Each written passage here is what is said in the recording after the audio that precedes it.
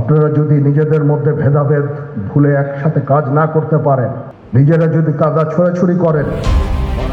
দেশবাসীকে সতর্ক করে সেনাবাহিনী প্রধান জেনারেল ওয়াকারুজ্জামান বলেছেন, আপনারা যদি ভেদাভেদ ভুলে একসাথে কাজ না করতে পারেন, নিজেরা যদি কাদা ছোড়াছুড়ি করেন, মারামারি কাটাকাটি করেন, তাহলে এই দেশ এবং জাতির স্বাধীনতা সার্বভৌমত্ব বিপন্ন হবে। তিনি বলেন, আমার একটাই আকাঙ্ক্ষা, দেশ ও জাতিকে একটি সুন্দর জায়গায় রেখে সেনানিবাসে ফেরত আসব।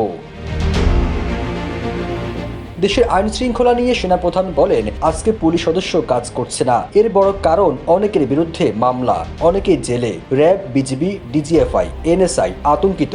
দোষীদের বিচারের আওতায় আনতে হবে, এমনভাবে কাজটা করতে হবে যেন এই অর্গানাইজেশনগুলো আন্ডারমাইন্ড না হয়। এই অর্গানাইজেশনগুলো আন্ডারমাইন্ড করে আপনারা যদি মনে করেন দেশের শান্তি শৃঙ্খলা বিরাজ করবে, সেটা সম্ভব না, আমি পরিষ্কার করে বলে দিচ্ছি।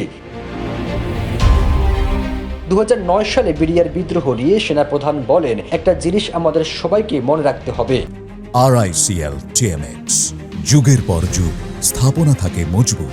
এই বর্বরতা কোনো সেনা সদস্য করেনি, সম্পূর্ণটাই বিডিআর সদস্য দ্বারা সংঘটিত, ফুল স্টপ। এখানে কোনো ইফ এবং বাট নাই। মঙ্গলবার দুপুরে আয়োজিত এক বিশেষ অনুষ্ঠানে এসব কথা বলেন সেনাপ্রধান জেনারেল ওয়াকারুজ্জামান।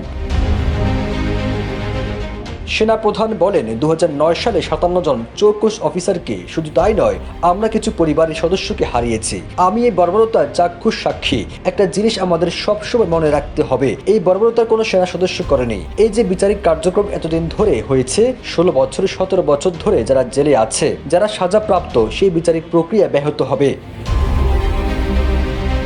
তিনি বলেন, যারা বিচারিক প্রক্রিয়ায় দোষী হয়েছে তারা দোষী, এ নিয়ে কোনো কথা বলার সুযোগ নেই। নিজেদের মধ্যে হানাহানি করলে স্বাধীনতার বিপন্ন হবে। 7 মাসে অনেক হয়েছে, এনাফ ইজ এনাফ। আমি চাই আমাদের পরবর্তী প্রজন্মের জন্য একটি সুন্দর দেশ রেখে যেতে। ফিরোজ আলম, জাইজাইদি।